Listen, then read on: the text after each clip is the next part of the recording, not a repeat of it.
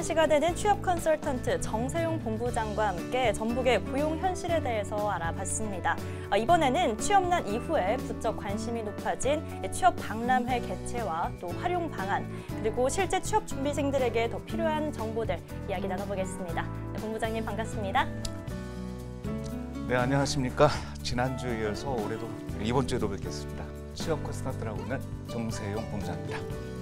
네, 본부장님 반갑습니다. 오늘은 좀 더 실질적으로 더 도움이 되는 그런 이야기들을 좀 함께 나눠보겠습니다. 네. 자, 이렇게 계층마다 취업이 참 어려운 상황입니다. 그런데 이럴 때 취업 시장을 좀 한눈에 보고 또 직접 취업을 도전해볼 수 있는 기회가 이 취업 박람회잖아요. 네네. 우리 지역에서도 많이 열리고 있는 걸로 아는데 좀 이런 곳에서 도움을 받아보는 건 어떻습니까? 자, 취업 박람회 하게 되면 실제적으로 채용이 이루어지는 그런 부분도 있지만 또 하나의 장이 정보를 서로 공유하는 장으로도 보시면 될 것 같아요. 네. 이 정보를 공유하는 게 뭐냐? 실제적으로 구직자 입장에서 인사 담당자를 만난다는 것은 어려운 일이죠. 네, 쉽지 않죠. 왜 그러냐면 회사를 또 찾아가서 네. 또 만나줄지 안 만나줄지 모르잖아요, 실제적으로. 그러는데 이런 취업 박람회를 하게 되면 인사 담당자가 직접 다 오잖아요. 그것도 한 군데도 아니고 여러 곳에서. 그런다면은 실제적으로 구직자들이 가장 어렵게 생각하는 게 뭐냐면은 면접이라는 그 부분이 있거든요. 아마 도승민 아나운서 면접 보시고 이쪽으로 입사하셨죠? 네, 면접 때 그렇습니다. 어땠어요? 저도 너무 긴장을 많이 했고. 긴장했죠. 네. 저는 제가 무슨 네. 말을 하는지 사실 잘 모르게 그런 게 면접 아니겠습니까? 맞습니다. 네. 그런 부분이 있기 때문에 실제적으로 그 부분을 타개하기 위해서는 자꾸 만나서 내 거 서류도 한번 이 사람한테 검토를 맡고 그리고 이야기를 해보고 하면서 긴장감을 늦출 수 있는 이런 부분의 순기능이 또 있거든요. 근데 그냥 그 취업 박람회를 오신 중에서 기업들은 다 있는데 또 안 가시는 분들이 있어요. 그냥 그 뭐 컨설팅만 받는 쪽만 배회하시다가 가시는 분들이 있는데 이런 기회가 없거든요. 저는 취업을 준비하는 사람이라면 무조건 취업 박람회가 열린다 하면 무조건 가셔야 돼요. 그리고 내가 설령 그 회사에 지원 안 할지언정 일단 모의로라도 연습을 한다라는 생각으로 갖고라도 가시게 되고 또 가게 되면 또 몰랐던 정보를 참 많이 알게 되거든요. 네. 이런 기업이었어? 실제적으로 올해였었군요. 모 기업에서 딱 나왔는데 사람들이 놀래요. 왜? 그랬더니 저 기업 정말 가보고 싶어요. 왜 그러세요? 라고 물었더니 연봉을 5,400을 준대요. 오. 4년제 대졸 초임이. 초봉에. 네. 네. 그래서 깜짝 놀랐다고. 우리 이 동네에도 이런 기업도 꽤 있어요. 실제적으로요. 그러니까 그 현장에 와서 그 정보를 알게 된 거죠. 그러다 보니까 그 사람 어떻게 되냐. 나 이제 그 회사에 대한 공부를 하게 되고 입사 조연서를 작성하게 되고 실제적으로 서류까지 제출하고 이런 것들이 일련의 상태가 이루어질 수 있다는 거죠. 이런 것들이 바로 취업 박람회. 그리고 또 자기소개서 이력서 자기소개서 컨설팅 해주고요. 그리고 또 이력서 사진 촬영까지 다 해주잖아요. 네, 메이크업 다 맞아요. 해주고요. 네. 그 다음에는 이력서 사진 촬영한데 한 3만 원 좀 줘야 될걸요. 공짜로 받을 수가 있잖아요. 그러니까 취업 박람회를 한다고 한다면은 무조건 가셔야 됩니다. 그리고 또 이번에 저희가 취업 박람회 했을 땐 또 면접비까지 지원을 했었잖아요. 네. 그 다음에는 꽃 먹고 알 먹고죠. 네, 실제로 이렇게 또 면접을 하는 것, 연습하는 게 좀 평가를 받는 게 좀 두려워서 주춤하시거나 가만히 계시는 분들도 있을 것 같은데 꼭 이런 취업 박람회 꼭 참석해 보시면 좋을 것 같습니다. 그렇습니다. 네. 무조건 오셔야 됩니다. 네, 네. 본부장님께서도 아마 이런 취업 박람회 현장을 좀 자주 가실 것 같아요. 근데 이곳을 이제 100% 최대한 활용한다면 좀 가장 중요한 팁이 있다면 어떤 게 있을까요? 일단 먼저 그냥 오시는 분들이 상당히 많아요. 그런데 저희가 취업 박람회를 할 때 먼저 사전에 온라인 사이트로 해서 먼저 오픈을 시켜 놓습니다. 그래서 사전 접수를 하는 뜻이에요. 네. 그래서 행사 보통 한 2주 전이나 늦으면 1주 전에 그래서 어떤 기업이 참여하고 그 회사에 대한 그 소개 그리고 거기에 대한 어떤 직무종 예전 같으면은 그냥 단순하게 제출 서류 이력서 자기소개서 이런 식으로만 직무에 대한 그 부분 간단하게만 썼는데 요즘 구체적으로 좀 설명을 많이 하고 있는 편이거든요. 기업들이. 그다음에는 그 부분에서 어떤 기업이 참여하는구나. 그렇다면 내가 이번에는 여기 정도는 한번 면접을 한번 봐봐야지.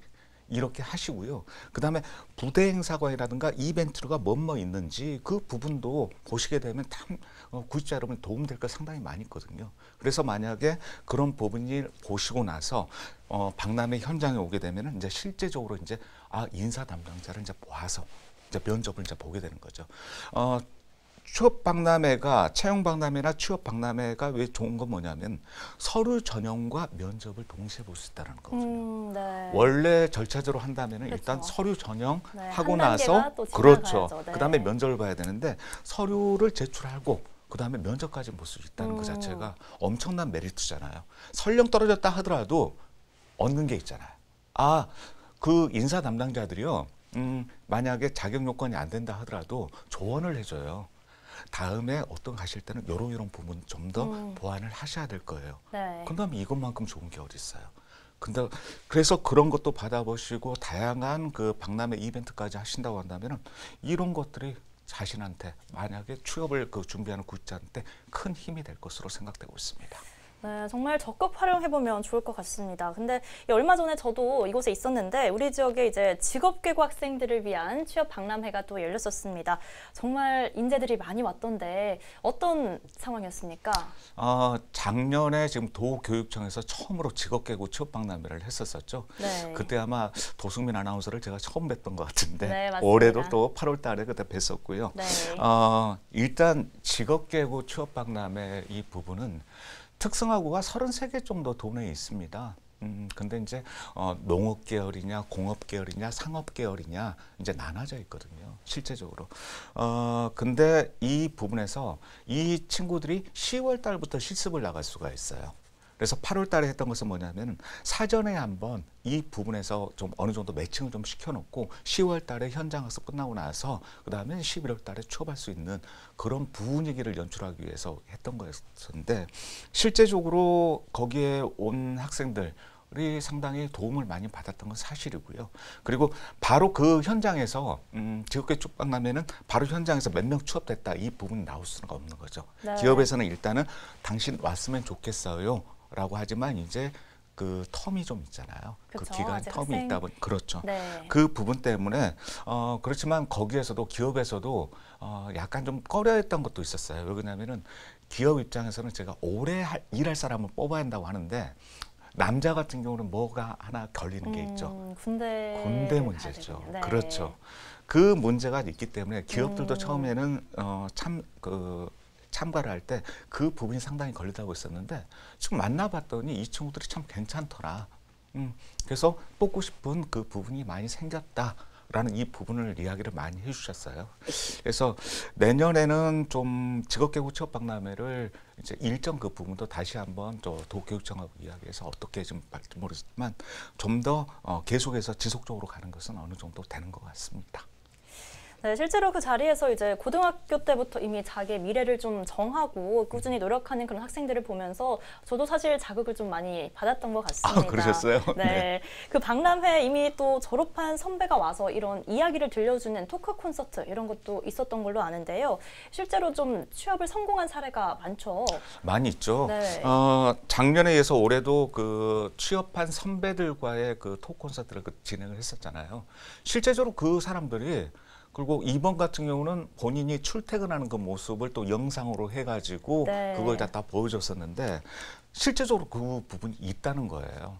그러니까 요즘 보게 되면 대학도 요즘 신입생이 없어가지고 상당히 좀 어려움이 있지만 특성화고는 원래 말 그대로 대학 진학이 아니라 사회 진출 그 부분의 목적으로 해서 하기 때문에 저는 그 목적을 충실히 좀 갔으면 좋겠다는 생각이 들어요. 그리고 그런 그 케이스를 보면서 그리고 우리가 또 이런 거 있잖아요. 어느 기업에 가면 우리 선배가 있다 없다가 또 상당히 중요한 그 메리트를 줄 수 있다는 그 부분들. 근데 이번에 그 후배들이 봤을 때 그때 어느 학교 학생들하고 저 선배가 우리 학교 출신이었어? 그럼 나도 한번 해봐야지 하는 이런 것들 긍정적인 힘들이 네. 상당히 많아서 참 괜찮지 않았나. 그런 부분이 있었고, 그리고 또 올해는 또 저희가 난 이렇게 취업했다 해서 이제 그 졸업생들 대상으로 해서 이제 토크 콘서트 했었고, 또 2부로 저희가 난 이런 사람을 뽑았다. 인사 담당자가 참여하는 그 프로그램을 아마 여기 전조방송에서도 방영을 했던 것으로 나왔습니다. 네. 알고 있습니다. 인사 담당자는 어떤 사람을 뽑을까요? 한 궁금해하는 사람이 상당히 많았어요. 당연하죠. 네. 그렇죠. 근데 제가 그 토크콘서트를 기획했던 건 뭐냐면 인사 담당자도 사람이다. 외계인 아니에요. 정말 성실하고 이런 부분들. 그리고 또 사람마다 보는 관점이 약간 차이가 있거든요. 그래서 4개 기업이 있었지만 4개 기업의 인사 담당자가 있었지만 직종에 따라서 약간 보는 눈이 차이가 있기 때문에 그걸 보여주려고 했었는데 그게 잘 녹아들었던 것으로 보여주고 있습니다. 네, 정말 자극도 많이 되고 또 얻을 게 많은 자리였던 것 같습니다. 또 우리 지역 공공기관들도 함께 참여를 했는데요. 사실 지금 전북 혁신도시에 국민연금공단, 한국국토정보공사 등 이 공공기관들이 자리를 잡고 있습니다. 좀 이런 곳에서도 지역 인재 채용을 많이 하면 좋을 텐데요. 상황은 어떻습니까? 일단은 먼저 지역 인재 할당제가 지금 30%까지 일단 의무 채용으로 좀 돼 있습니다. 네. 실제적으로요. 그래서 지금 거의 대부분이 한 30% 정도는 다 채우는 것으로 지금 알고 있거든요. 근데 이제 이게 지역 인재 할당제예요. 할당제. 근데 이제 어떤 문제가 생기냐?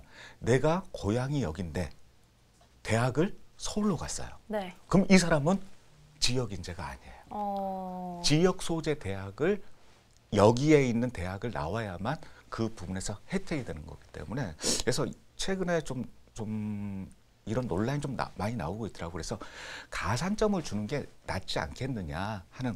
근데 이제 이 부분은 이제 정부에서 이제 해야 될 부분인데 일단은 지역 인재 채용 지금 많이 하고는 있습니다. 근데 기관 자체가 조그마한 데 같은 경우는 1년에 뽑는 것이 한 자릿수밖에 안 되다 보니까 그런 쪽 같은 경우는 뭐 지역인재 할당제를 한다 하더라도 뭐 10명 내외 한다 하더라도 한 3명밖에 안 되잖아요. 30%니까.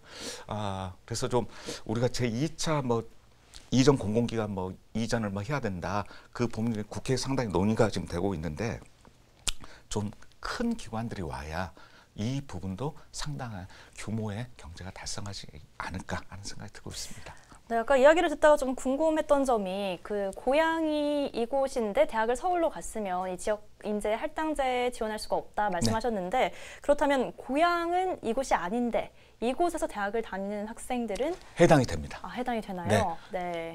지역 대학 소재가 중요한 거예요. 소재가. 그러니까 내가 어디 출신이다 이 자체가 중요한 게 아니라 네. 내가 어느 대학을 나왔느냐가 제일 중요한 상황입니다. 네, 정말 애매한 부분이 조금 있는 있어요. 것 같습니다. 네. 그래서 약간 좀 논란 그 부분이 좀 있기 때문에 네. 좀 가산점으로 좀 주는 게 좀 낫지 않겠느냐 하는 부분도 있고 여러 가지 방안이 좀 많이 나온 것 같아요. 그리고 좀 이전 공공기관이 지금 2차 그 부분 좀 시행을 좀 앞두고 있는데 이제 국회에서 좀 풀어야 할 문제인데 좀 전라북도도 좀 큰 기관들, 큰 기관들이 와야 그런 혜택도 좀 많겠죠. 네. 규모가 크니까. 그래서 좀 이번에는 좀 더 큰 기관들이 좀 왔으면 좋겠습니다. 네.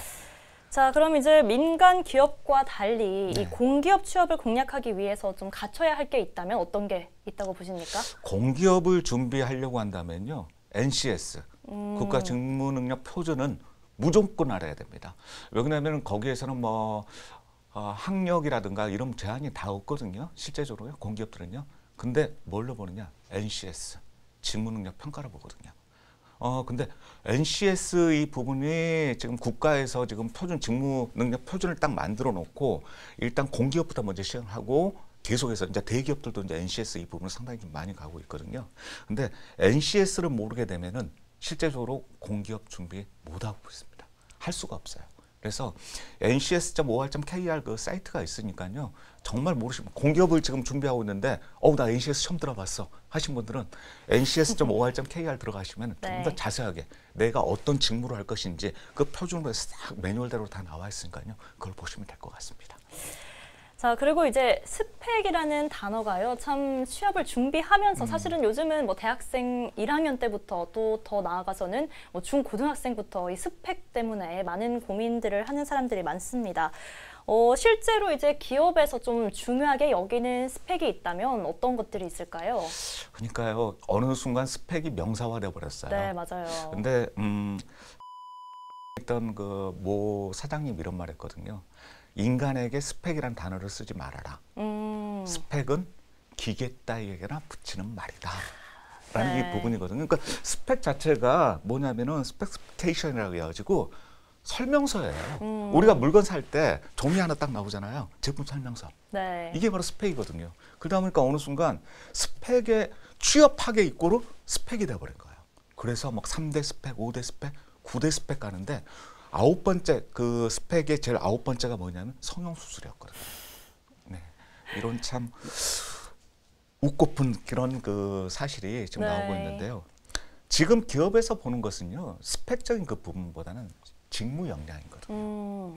그래서 NCS를 만들었던 것도 결국은 표준 매뉴얼, 직무가 어떻게 돼서 이렇게 막 가고 있다 하는 것들을 좀 매뉴얼화된 건데 직무 역량을 모르게 되면은 솔직히 의미가 별로 없어요. 저는 스펙적인 그 부분도 중요하지만 일단 먼저 직무 역량을 강화시키는 게 먼저 우선이라고 봐요. 직무 역량의 첫 번째는 뭐냐? 일단 전공이 되겠죠. 전공이 될 수 있겠고, 그 전공을 나왔으면은 그와 관련된 자격증을 따야 되겠죠. 네. 그리고 자격증 땄으면은 그리고 회사에 일 들어가게 되면 혼자 일하는 게 아니잖아요. 그렇죠. 조직 속에서 같이 하기 때문에 팀 프로젝트 같은 것들 좀 많이 하시고요. 이런 것들이 상당히 도움이 돼요. 그리고 우리가 뭐 평가를 할 때 일단 우리가 이런 게 있거든요. 정량적이 있고 정성적 그 부분이 있어요. 정량적이라는 것은 말 그대로 점수와 수치화돼서 나온 것들, 뭐 학교, 학점 이런 것들이 다 자격증, 다 이제 정량이 되겠죠. 정성적인 부분도 상당히 중요한 부분인데 이 정성적인 부분은 말 그대로 어떤 경험을 해봤다. 내가 아르바이트에서 이런 부분을 해봤다. 하는 것들은 다 정성적으로 들어가요. 실제적으로 그게 뭐 나올 수 있는 부분이 없잖아요. 그러니까 이런 정성적인 부분도 같이 준비하시면 상당히 도움이 될 것으로 보여지고 있습니다. 자, 본부장님 그동안 전북 지역 일자리 센터 등 여러 곳에서 조언도 해오시고 또 일도 해오셨습니다. 이 지자체나 행정에서 청년층 유출을 막고 좀 정착시키기 위한 방안, 이것만은 꼭 제안하고 싶다 하시는 게 있을까요? 청년층, 참 가장 좀 아린 부분입니다. 네. 아프니까 뭐 청춘이라는 뭐 책도 읽었겠지만 네. 실제적으로 그렇습니다. 먼저 행정에서 그 부분. 우리가 시장에서 물건을 사기 위해서는 우리가 시장이라는 곳이 있잖아요. 그죠? 거기에서 이제 상품을 파는 사람과 그 물건을 사려고 하는 사람을 만나는 장소. 아까 취업박람회 이야기하셨는데 최근 한 3년 동안 뭐 코로나 시기 부분도 있었지만 지자체에서 이런 취업박람회 예산 자체를 다 삭감을 해버렸거든요. 그러면은 실제적으로 지자체 입장에서는 거기에서 몇 명이나 취업된다고 이런 그 가시적인 그 부분만 네. 보는데 제가 아까 장이라는 그 부분 이야기했었잖아요. 거기에서 보면 많은 사람이 정보도 교환하고 그리고 또 흥정도 할 수 있고 뭔가 할 수 있는 이런 장을 막아버리면은 네. 실제적으로 이 구직자도 어떡하겠어요.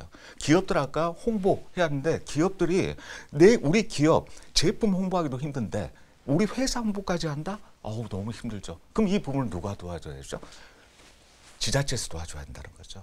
근데 이 도와줄 수 있는 것도 그냥 그 뭐 TV나 라디오 홍보 이런 부분도 중요하겠지만 하나의 저는 채용 박람회가 하나의 기업도 홍보할 수 있고 사람도 채용할 수 있고 구직자는 또 기업에 대해서 알 수 있는 여러 가지 수기능적 부분이 상당히 많이 있다고 보여지기 때문에 좀 지자체에서 지금 이제 코로나도 어느 정도 끝났기 때문에 이제 대면으로 돌아갔잖아요.